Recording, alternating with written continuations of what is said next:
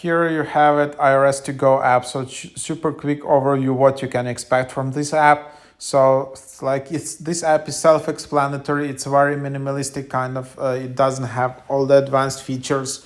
So it's very limited in functionality. So just like a few things you can do here. It's like first you can just check your refund status. So if you updated the app to the latest version, that's what you can do here. So just for the last 3 tax years, you can change your refund status if available. Just enter year SSN, enter your fill-in status, enter refund amount, and then just tap get status. So that's basically that. Then you can also do payments, but still you're just redirected to the IRS website. And then you can proceed with payment right on the IRS website and just do it easily from your mobile phone.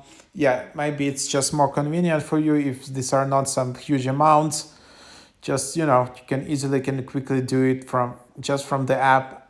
You are still redirected to the third-party website or some additional website, just a bit inconvenient, but at least you have these links organized in one place in the app.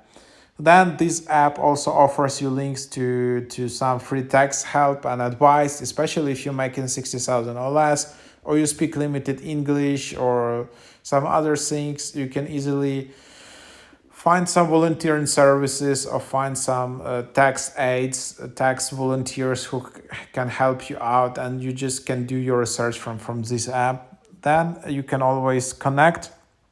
So you can see some additional phone numbers. There are some additional tools and services, but still you're redirected to the IRS website.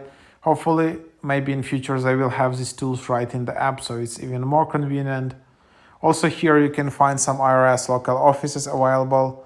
And then finally you have a security tab. I don't know how exactly this works, but yeah, you just have like a extra layer of security for users of certain IRS online services. If you have been prompted to set up the security feature, enter username and key from the on-screen instructions. So there you have it, just a quick overview.